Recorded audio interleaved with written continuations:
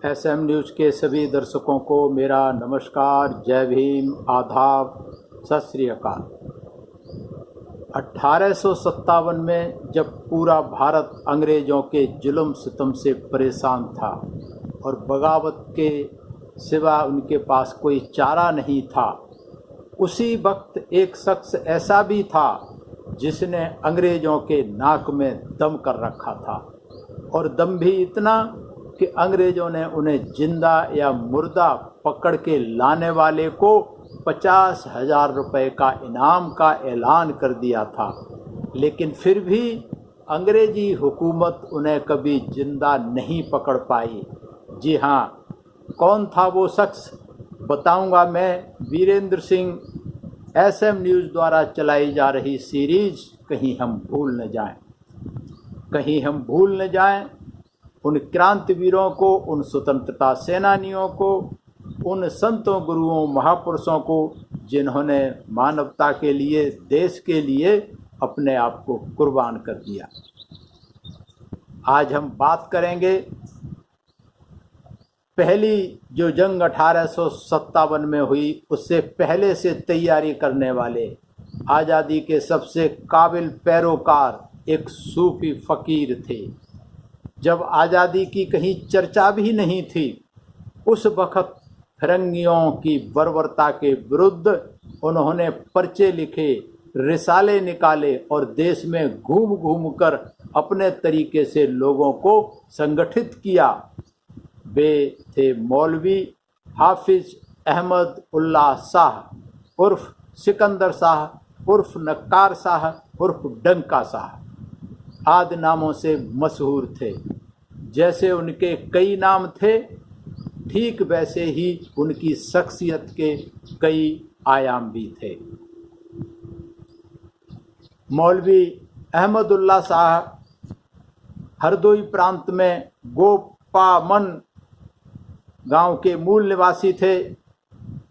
इनके पिताजी हैदर अली की सेना में एक अच्छे अधिकारी थे और फैजाबाद में जाकर के बस गए थे। तो मौलवी साहब की शिक्षा दीक्षा भी फैजाबाद में हुई और मौलवी साहब ने इंग्लैंड, सोवियत संघ, ईरान, इराक, मक्का, मदीना की यात्राएं की थीं। और कहा जाता है कि इनके एक हाथ में कलम होती थी और दूसरे हाथ में तलवार होती थी, क्योंकि ये कवि थे, ये लिखते भी थे और लोगों को लड़ने के लिए तैयार भी करते थे। मौलवी साहब को कलम और तलवार में महारत होने के साथ ही आम जनता के बीच बेहद लोकप्रियता प्राप्त थी। इस योद्धा ने 1857 की शौर्य गाथा की ऐसी इबारत लिखी जिसको आज तक कोई छू भी नहीं पाया। पूरे अवध में नवंबर 1856 से घूम घूम कर विद्रोही ने आज़ादी की मशाल को जलाए रखा, जिसकी वजह से फरवरी 1857 में उनके सशस्त्र जमावड़े की इतनी बड़ी ताकत देखकर फिरंगियों ने कई लालच दिए।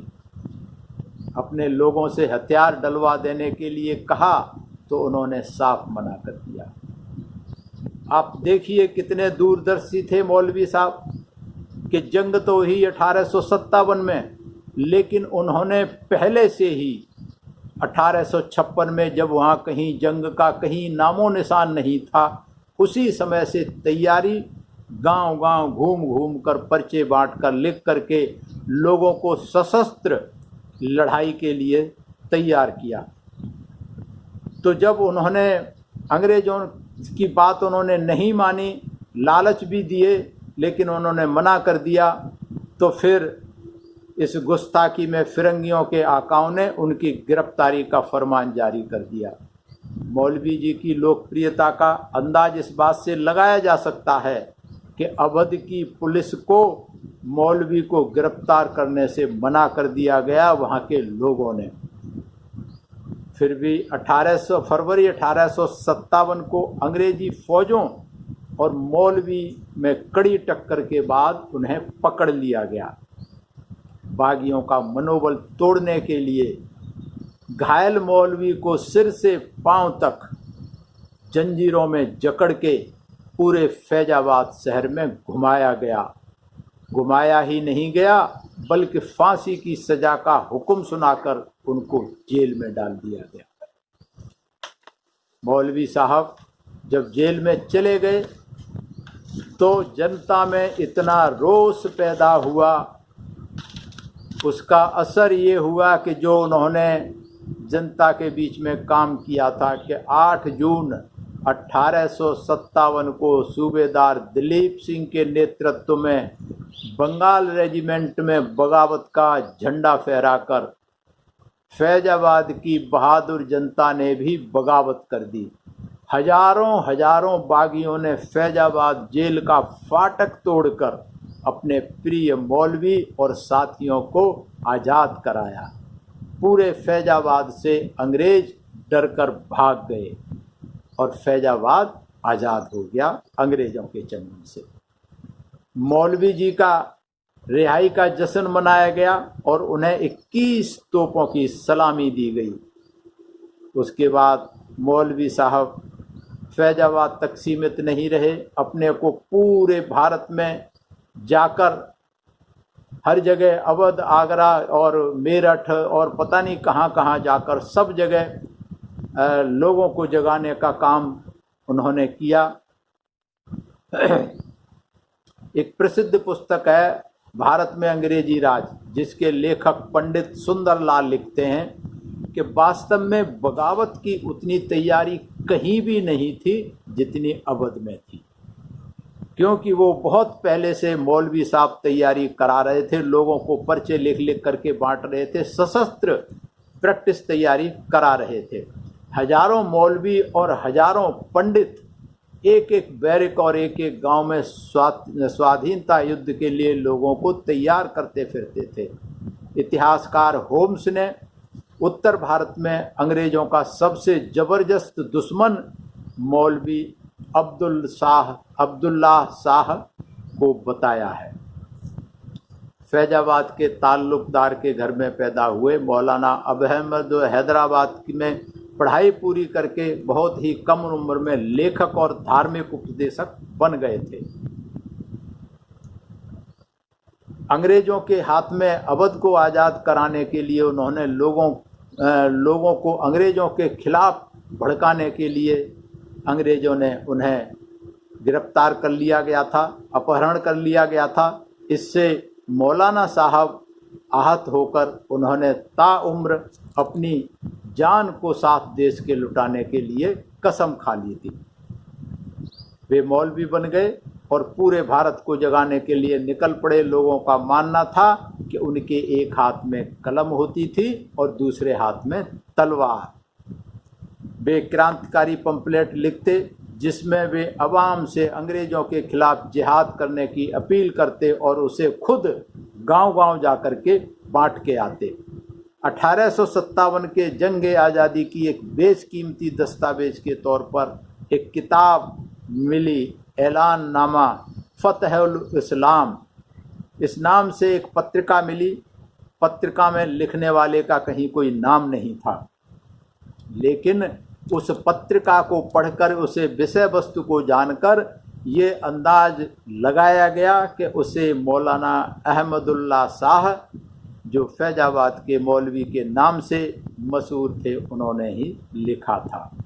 इस पत्रिका में अंग्रेज़ों के जुल्म की दास्तान लिखने के बाद अवाम को जिहाद करने के लिए दरखास्त की गई थी। पत्रिका में अवाम को जंग के तौर तरीके और नेतृत्व के बारे में समझाने की कोशिश की गई थी, जो बहुत दिलचस्प है। उस पत्रिका में ये भी लिखा था, उन्होंने मुस्लिमों को मुखातिब करते हुए लिखा था कि वही हिंदू अब भी हैं और अभी वही मुसलमान हैं। वो अपने दीन पर कायम रहें, हम अपने दीन पर कायम रहें। अगर हम उनकी हिफाजत करेंगे तो वो भी हमारी हिफाजत करेंगे।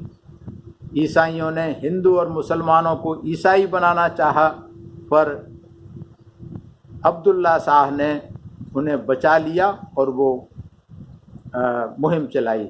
इस तरीके से अहमद अब्दुल्ला शाह अंग्रेज़ों की नाक में दम करते हुए, अंग्रेज़ों की नाक में इन्होंने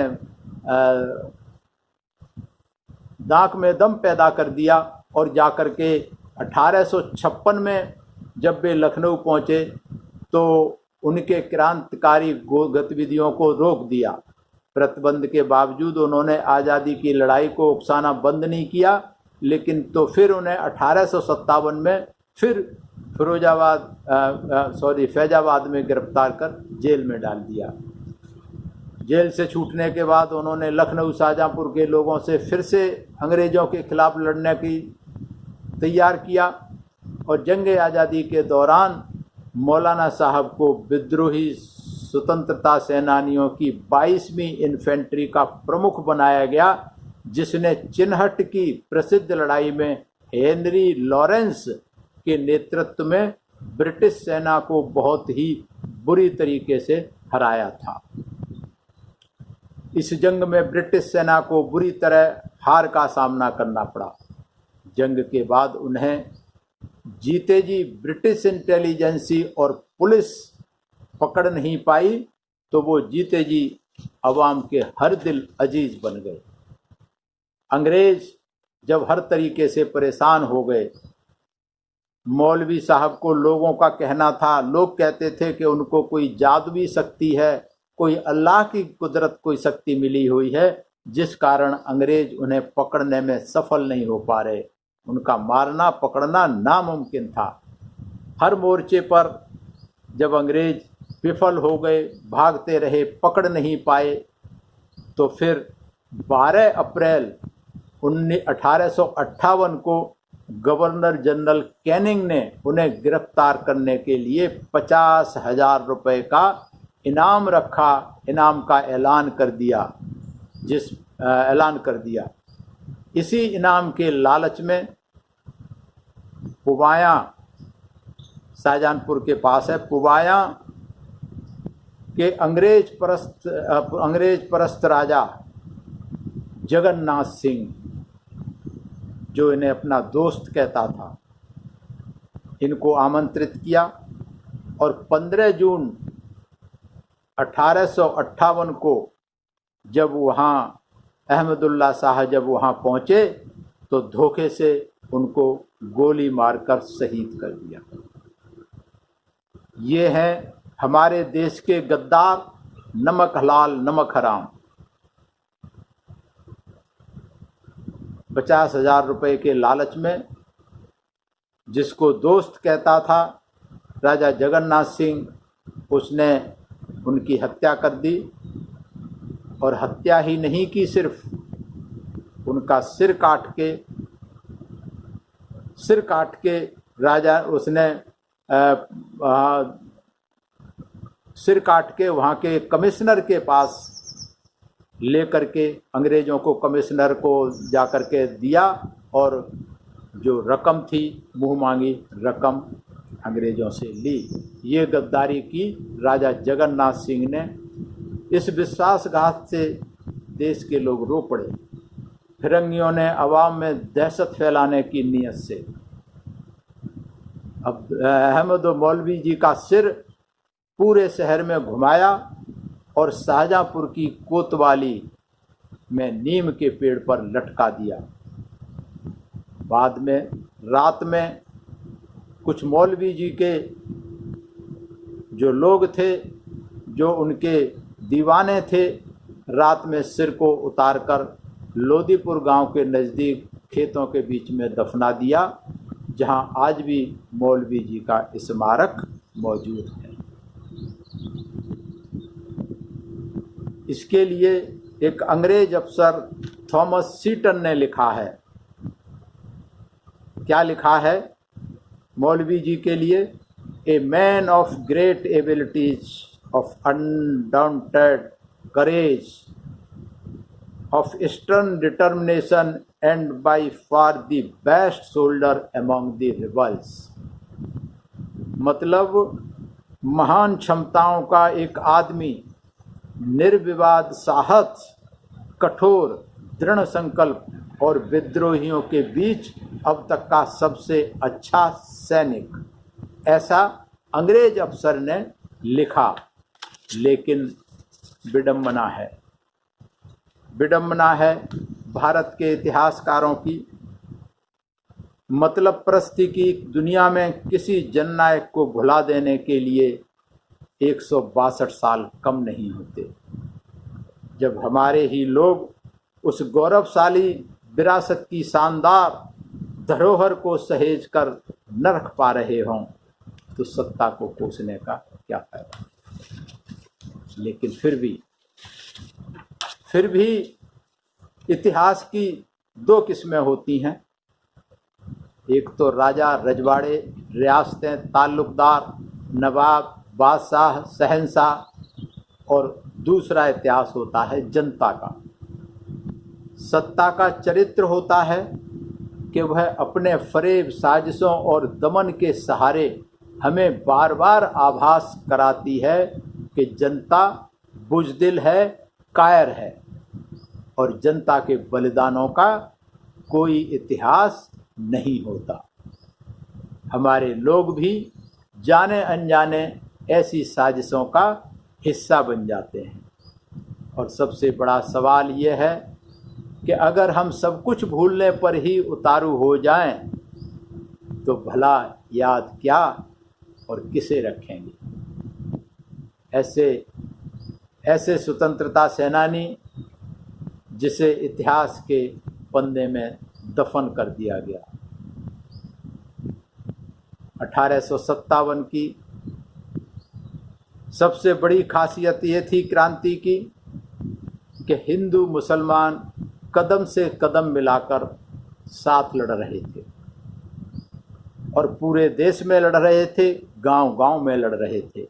हर मोर्चे पर हालात ये थे कि इंच इंच भर जमीन अंग्रेजों को गंवानी पड़ी और देशवासियों के लाशों के ऊपर से गुजरना पड़ा।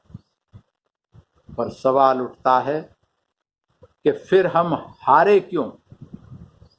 जब इतनी बड़ी क्रांति, इतने बड़े लोग, इतने ज़्यादा लोगों ने आहुति दी, तो फिर हम क्यों हारे?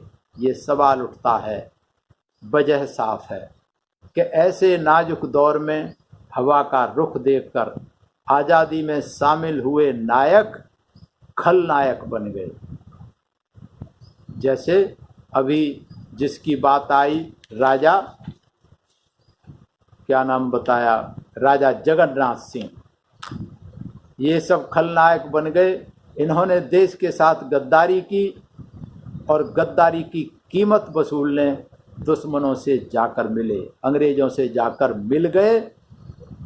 इसी विश्वासघात की वजह से जंगे आज़ादी के सबसे बहादुर सिपह सालार मौलवी जैसे हजारों लाखों मुसलमानों को और हिंदुओं को शहादत देनी पड़ी। 1857 का सबसे बड़ा सबक यह है कि आप बिकेंगे तो हर मोर्चे पर हारेंगे। ये 1857 के जो जमींदार थे, ताल्लुकदार थे, राजे रजवाड़े, बादशाह, शहंशाह, उन सब ने ये साबित कर दिया था कि ये सारे देश के गद्दार अंग्रेज़ों के साथ थे, और इन्होंने अपनी सेनाएं अंग्रेज़ों को देकर जो विद्रोही, जो क्रांतिकारी देश की आज़ादी की लड़ाई में अपने प्राण न्यौछावर कर रहे थे, ये अंग्रेज़ों के साथ थे। तो ये गद्दारी करने वालों ने इतिहास लिखा, गद्दारों का नाम इतिहास में आया, लेकिन जिन्होंने अपनी शहादत दी, जिन्होंने फांसी दी, गोली खाई, काले पानी की सज़ा मिली, उनका इतिहास नहीं लिखा, क्योंकि इन्होंने लिख दिया कि जनता बुज़दिल, कायर होती है और जनता के बलिदानों का कोई इतिहास नहीं होता। ये सोच है, ये सोच थी हमारे सामंतशाही लोगों की, और आज भी इस सोच में कोई खास परिवर्तन नहीं हुआ है। जो सत्ता और शासन में बैठे हैं आज भी सामंतशाही सोच के लोग हैं, इसलिए आज भी इतिहास के साथ ऐसी ही छेड़छाड़ होती है। और इसके लिए मेरा अपना मानना है कि इसके लिए हम भी कहीं जिम्मेदार हैं कि हम कहीं आवाज़ नहीं उठाते। हमें सोचना पड़ेगा, समझना पड़ेगा। इसको रोकने के लिए हमें अपनी ताकत पैदा करनी होगी। देश की 73 साल की आज़ादी में हम अपने ही देश में मानसिक गुलाम बने हुए हैं। इस गुलामी को दूर करना होगा। बहुत सारे महापुरुष आए हमारे बीच में, उनकी बात को मान के अपनी ताकत बना के सत्ता और शासन तक पहुंचना होगा। इसके अलावा कोई और दूसरा उपाय नहीं है। मैं एसएम न्यूज़ का धन्यवाद करता हूं कि ये सीरीज़ शुरू की, कहीं हम भूल न जाएं। और मैं इतिहासकारों का भी धन्यवाद करता हूं, बहुजन इतिहासकारों का, जो बहुजन समाज के क्रांतिवीरों का इतिहास ढूंढ ढूंढ कर ला रहे हैं और एसएम न्यूज़ उसको जन जन तक पहुंचाने का काम कर रहे हैं। मैं धन्यवाद करता हूं आप सभी दर्शकों का, और इस निवेदन के साथ कि आपके संज्ञान में कोई ऐसा महापुरुष, क्रांतिकारी, बलिदानी, वीर पुरुष, संत महापुरुष जो भी कहीं आपके नज़र में, क्षेत्र में हुआ है, उसका इतिहास, उसकी जानकारी एसएम न्यूज़ तक पहुंचाएं। एसएम न्यूज़ उसे जन जन तक पहुंचाने का काम करेगा। सभी को मेरा धन्यवाद। अगर आपने अभी तक हमारा चैनल सब्सक्राइब नहीं किया है तो सब्सक्राइब करें और घंटी का बटन बिल्कुल भी दबाना ना भूलें, ताकि सभी लेटेस्ट खबरें पहुंच सकें आप पे सबसे पहले।